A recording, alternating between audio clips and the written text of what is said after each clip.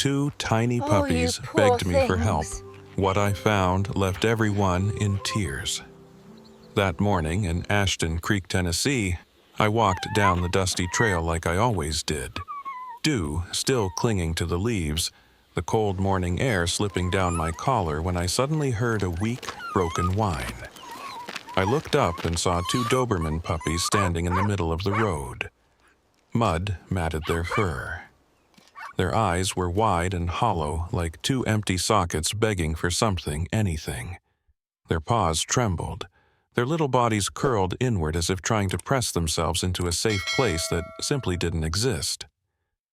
I crouched down and opened a food container, thinking they were just hungry. I set a piece of bread on the ground, but they didn't touch it. Instead, they barked, not an excited bark, but a sharp, desperate one that sounded like they were shouting, "Follow us." Then they turned and bolted toward the woods, constantly looking back, their pleading eyes locked on mine.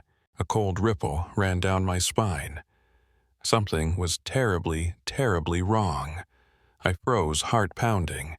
My mind fired off worry and old man logic all at once. Should I follow? What if there's a ditch, a trap? What if someone dangerous is hiding out there? I remembered every warning I'd ever heard. Morning woods can be risky.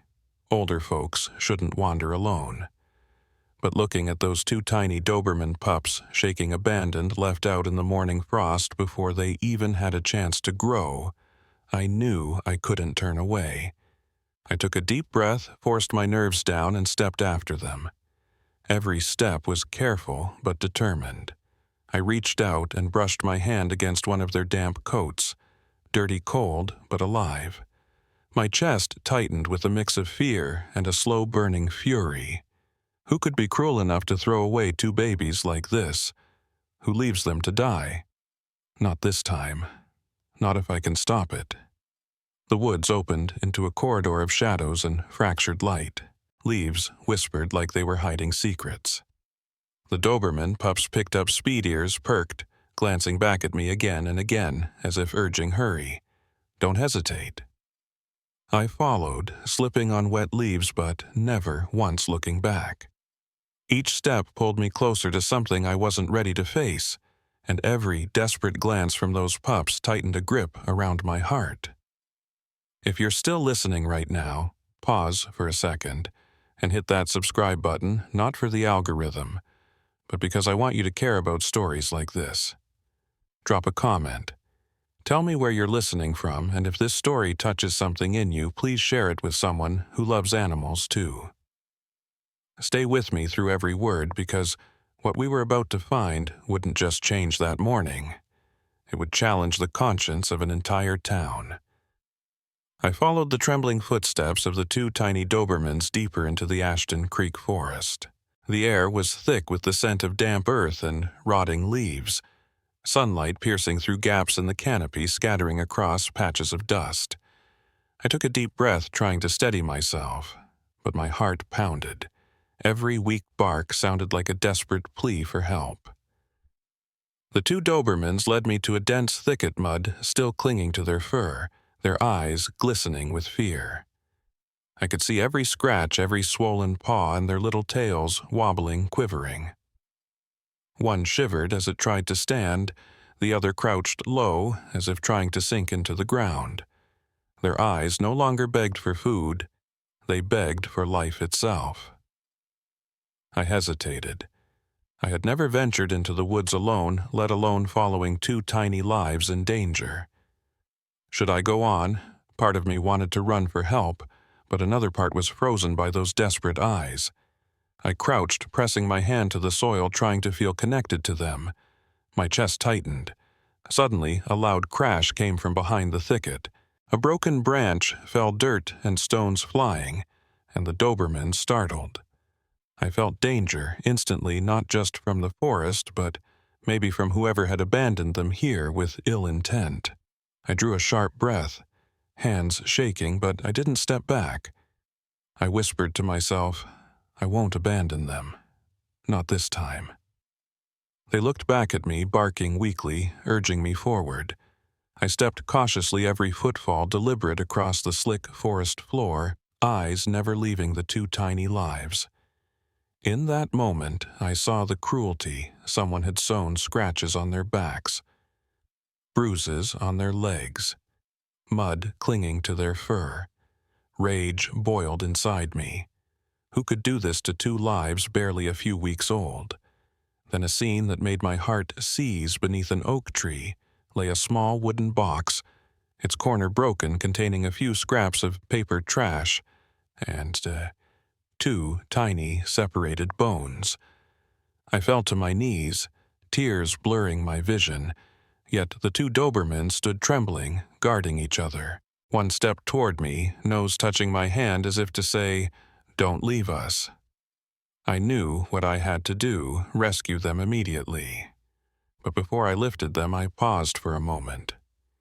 If you've made it this far, hit subscribe right now, not for the algorithm, but because I truly want you to care about these lives. Drop a comment to tell me where you're watching from, and follow every step with me to feel the rage, fear, and determination coursing through me. I bent down, lifting each one gently, feeling their hearts pounding under my hands. With every step, my anger and resolve surged stronger.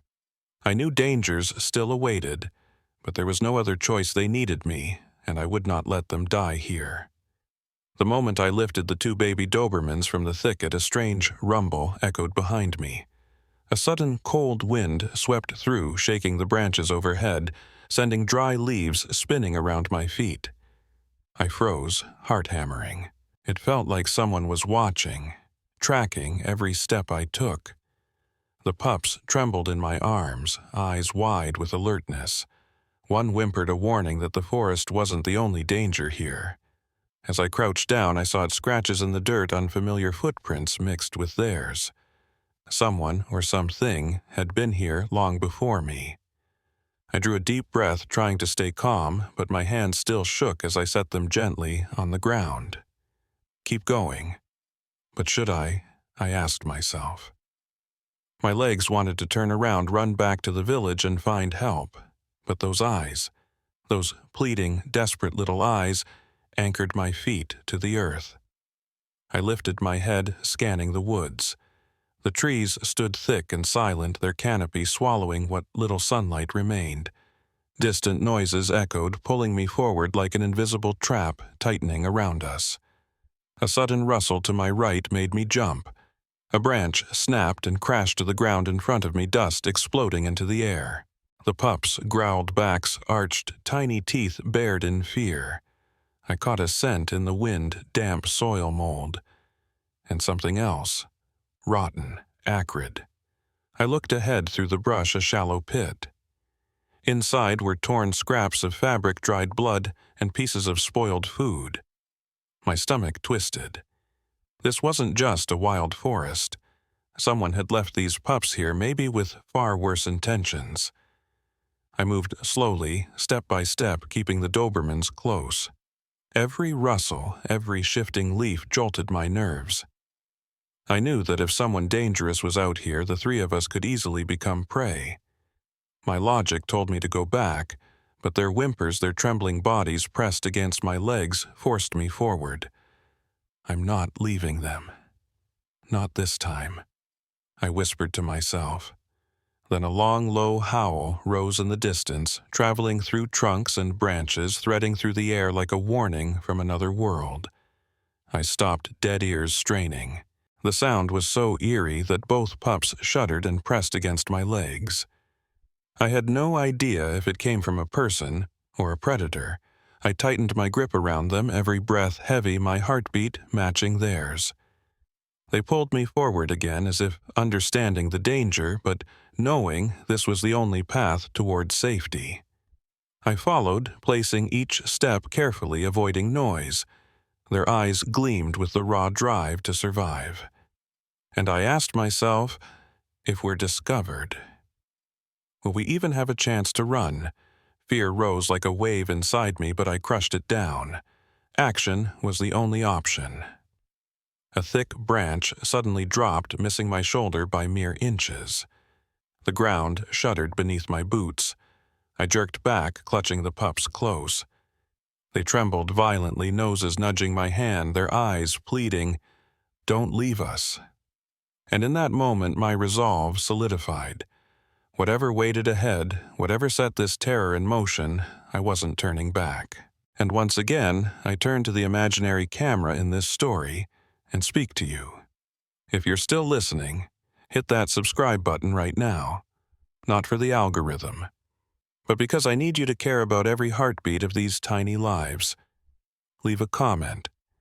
Tell me where you're watching from and follow my every step to feel the rage, fear, and determination pulsing through me. I pushed forward through the wind, through the groaning trees, through the choking tension. Every step was a life or death choice. I knew the worst was still waiting ahead, but I couldn't abandon these two Dobermans. And I couldn't go back. This was the moment where courage and resolve would be tested to their absolute limit. I stood there in the forest, heart hammering like a drum hands gripping the two baby Dobermans. Every breath they took seemed to urge me, "Save us. Don't abandon us."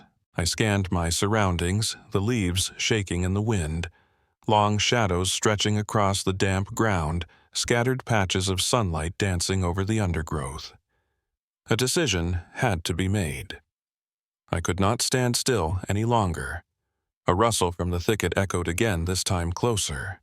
A low growl slipped through it. Was unclear if it came from an animal or a person, but it sent a chill straight down my spine. I knew that moving slowly would cost us any chance of safety.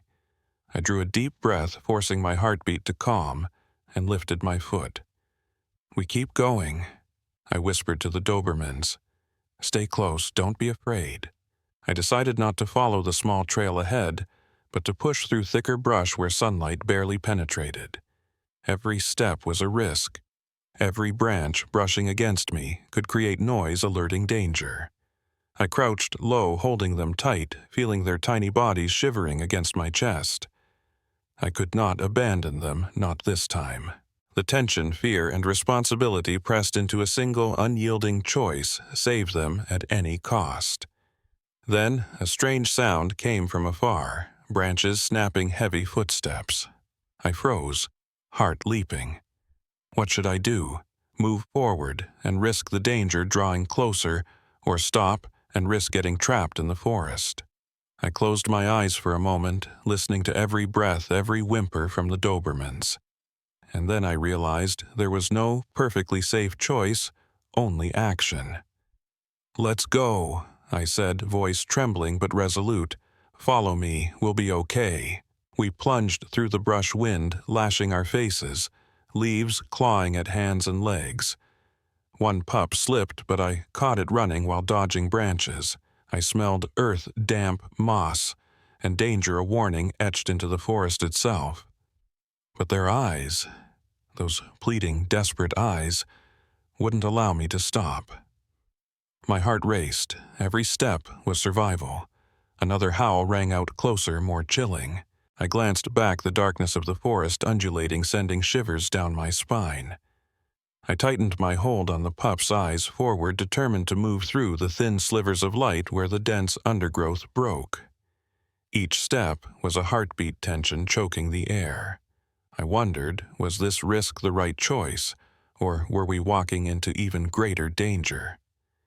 In that moment, I reminded myself, you're following this story. Pause for a second, hit subscribe, not for the algorithm, but because I want you to care about every heartbeat of these tiny lives.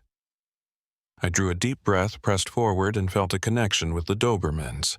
This action was more than rescue. It was proof that courage and determination could overcome fear. We reached a small clearing, sunlight filtering through the dense canopy, bathing the ground in warm light. A narrow path led out of the forest a way forward. The distance was still far, and darkness still lingered with unseen threats. I decided to run, lifting each step with purpose, keeping the pups close. Every stride was a battle with fear, a dance with danger. But I knew hesitation would cost us safety. The final rustle sounded behind us, but this time I did not look back. I surged toward the light, feeling their tiny bodies pressed against me, their eyes full of trust. Relief began to seep in, though my heart still raced. I knew the journey wasn't over, but this bold, risky decision had marked a crucial turning point. And I whispered to you, watching, leave a comment. Tell me where you're listening from, and feel every tense moment, every heartbeat I experience. We kept running, each step a challenge, but the light ahead promised safety. Eventually, we would make it out. This decisive, perilous, and tension-filled action was the first step toward saving the two Dobermans and bringing this story closer to its emotional climax. I sprinted toward the patch of light ahead, but before I could reach the edge of the woods, a sharp, metallic screech tore through the air like two rusted doors slamming shut somewhere close. I froze. Both Doberman puppies pressed tight against my legs, trembling so hard I could feel it through my jeans. A thick fog of danger settled around us. Then I heard it. An engine, clear, low, growling, hunting. I ducked behind a thick tree trunk and held my breath. My heart pounded so violently I was sure whoever was out there could hear it.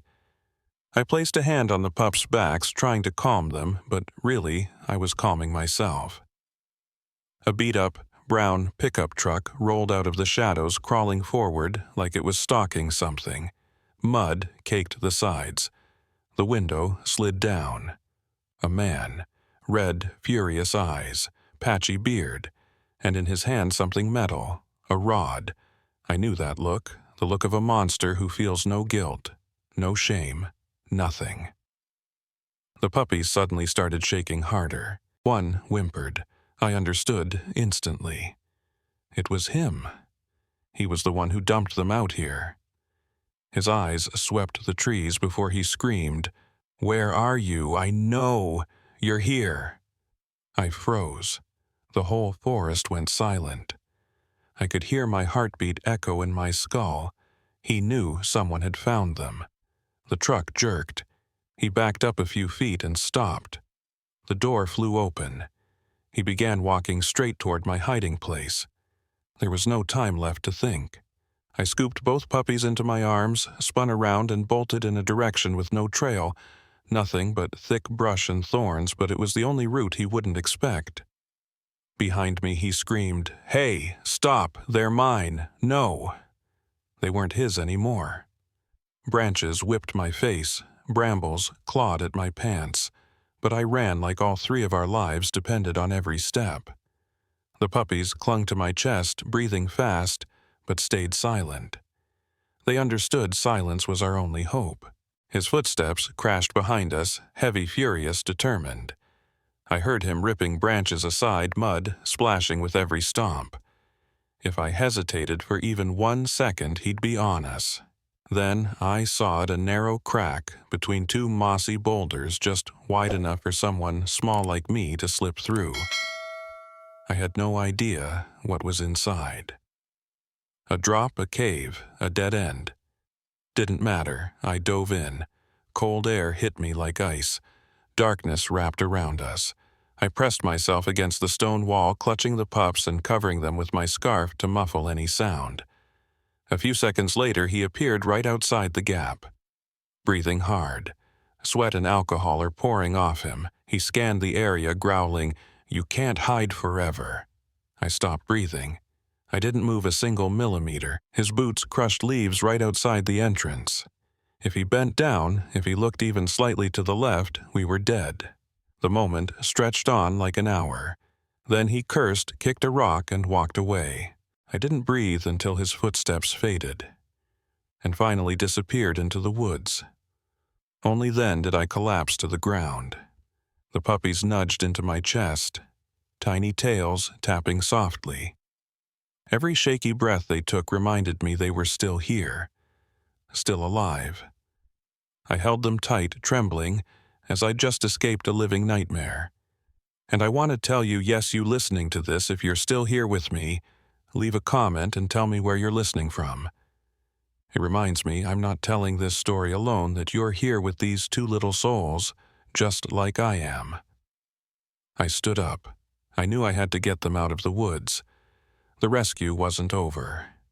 But we survived the worst part, and from that moment on, I swore one thing: he would never touch these puppies again. Never.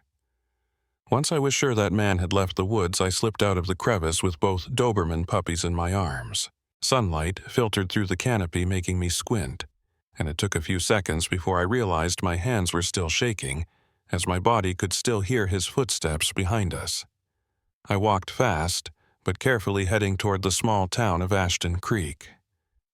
The ground was damp, leaves still wet, and every tiny sound made me tense again. The puppies pressed against me as if afraid that if I let go, the darkness behind us would swallow them all over again. Only when we reached the tree line did I let myself take a full breath. Ahead was the dirt road that led back to town. Far off, I could hear the familiar sound of the creek and the wind brushing against the wooden rooftops of the homes nearby. It was peace, pure peace, a world completely opposite to the one we'd just escaped. I knelt down and set the puppies on the ground. "You're okay now. We're safe," I told them, though part of me wasn't fully convinced yet. One of them, the one with the faint white patch, placed a paw on my knee. The smaller one, with deep honey-brown eyes, nudged my hand and gave a soft lick, as if asking, "We're really going to be okay?" I stroked their heads, and for the first time since the nightmare began, they loosened up. Their tails wagged, not out of excitement, but out of relief. They'd found someone they dared to trust. I picked them up and took them home. My home is a small, wooden cottage on the edge of the village with a wide front porch and an old rocking chair. I laid them on a soft towel and started checking their injuries. I'm no vet, but I've raised dogs my whole life, and I knew enough to recognize just how brutally they'd been treated. Their bellies were scraped, raw legs cut up, and long bruised streaks ran along their undersides, marks no one could mistake for anything but abuse. My chest tightened. "Who would do this to you?" my whispered voice caught in my throat. They lay still as I cleaned their wounds with warm water. Each time the water touched a sore spot, they flinched, but they never tried to run. It was like they understood this pain was different.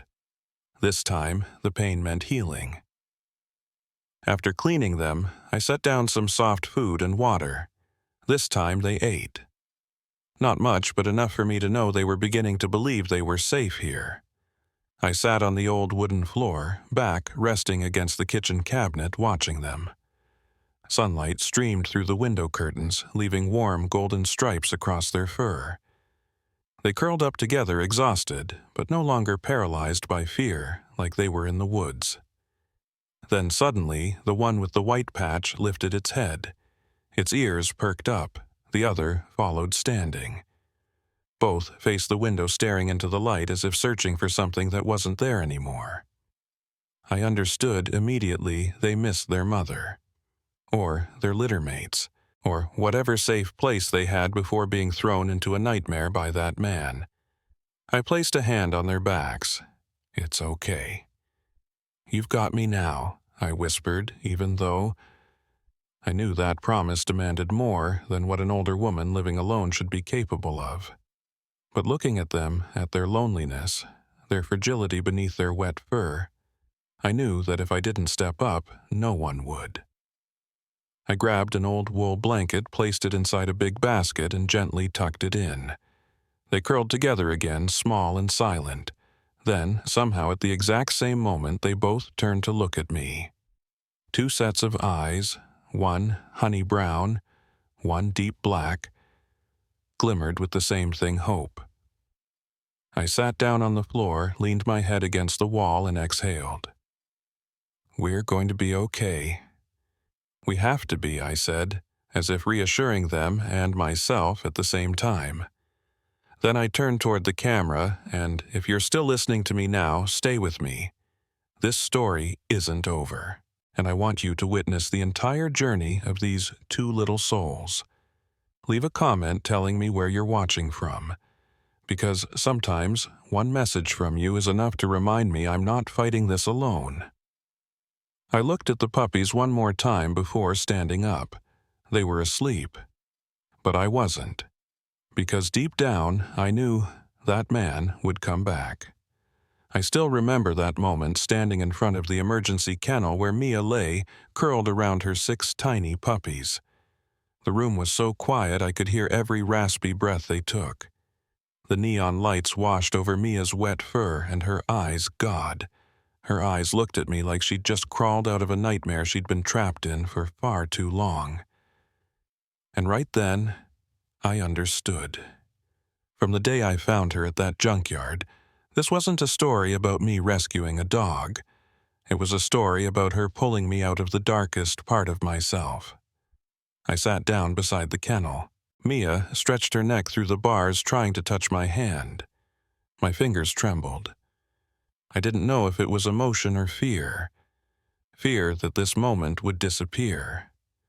Fear that one day I wouldn't get to see her again. But I opened the kennel door, slowly, carefully, as if making a single, loud sound would shatter the miracle in front of me. Mia rested her head against my chest. Her 6 pups crawled clumsily around my feet. I could hear her heartbeat fast, but peaceful. For the first time since I met her, there was no panic in her eyes, just gratitude, and something that felt like absolute trust. I had never understood the power of silence until that moment. A dog can't speak, yet she just taught me a lesson I'd failed to learn my entire life. When you choose to trust again, you're saving yourself. I picked up one of her puppies. It was barely the size of my hand, warm and trembling. Its eyes weren't fully open, but its tiny breaths seemed to ask, "Who are you? Are you safe?" I swallowed hard and laid it back beside its mother. That's when the veterinarian walked up and put a hand on my shoulder. "Rick, you know Mia wouldn't have survived if it weren't for you that day. She ran to the right person, and you heard the cry for help no one else heard." I bowed my head. His words hit me like a punch to the chest. Because the truth was, I hadn't saved anyone in almost a year. I couldn't save my marriage. I couldn't save my self-worth after my old garage shut down. I couldn't save myself from waking up empty every single morning. But I saved Mia, and Mia saved me. That's when I understood a simple, brutal truth. Not all warriors wear armor. Some carry wounds and eyes that beg for help. I stood up, looked at that tiny family, and whispered, "From today on, no one is ever leaving you again, Mia. I promise." She let out a small, quiet bark, like she was sealing that promise herself. I was about to leave the room when something made me stop. One puppy, the smallest, the weakest, tried to wobble forward, then collapsed onto the floor. I rushed back immediately. That sight, it was Mia's whole life in one moment. Abandoned, beaten, robbed of her babies, yet still trying to stand still, trying to crawl toward hope, even if hope was so small it could disappear with one stumble. I picked the tiny pup up. It curled into my hand, shaking. Mia licked the top of its head, then looked at me. Our eyes met. And I knew this wasn't an ending. It was a reminder, a slap straight to my heart. A voice without words saying, "Please, be better." Not just for me. For every living being that doesn't have a voice. If you've listened this far, I want you to stop for just 1 second. Place your hand on your chest. Feel your heartbeat. Because animals like Mia, they have a heart like that too.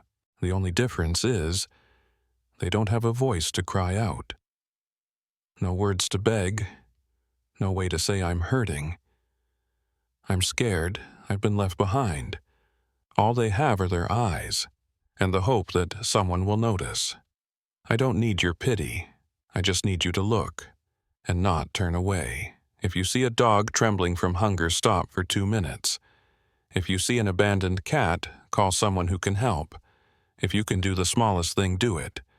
Because sometimes the thing that changes an entire life is just one person willing to stop, bend down, and say, "I see you." 3 months passed in the blink of an eye, but every single day left a mark on my life, and on that little family's life, too. Mia was no longer the trembling dog hiding in the corner of that scrapyard room. Her fur had grown back thick and shiny, glowing under the Arizona sun, and her 6 puppies. They were running now, chasing each other around my garage like tiny sparks of energy dancing in the wind. Every morning, when I opened the garage door, Mia was the first to greet me. She didn't bark, she just placed her head gently against my leg, a simple gesture, but enough to remind me that some thank yous don't need words. I never thought a life like mine, a flawed middle-aged mechanic, could be healed by 7 little creatures who couldn't even speak. The smallest pup, the one I once carried into the emergency room, was now the wildest of the bunch. He always tried to climb onto my toolbox like he owned the place. Mia watched him with eyes full of pride and patience, the kind of look only those who have known loss understand, because they know the value of watching their children grow. That afternoon, as the sun lay a sheet of gold over the concrete floor, I sat next to Mia. She rested her head on my shoulder and let out a long, slow sigh. Relief, peace, something like quiet victory. And that's when it hit me. It wasn't me who saved her. She was the one who pulled me back to the part of myself I thought I'd lost somewhere along the way. Sometimes, to understand what it means to truly be seen, we have to learn it from a creature that can't speak. And I learned it from Mia.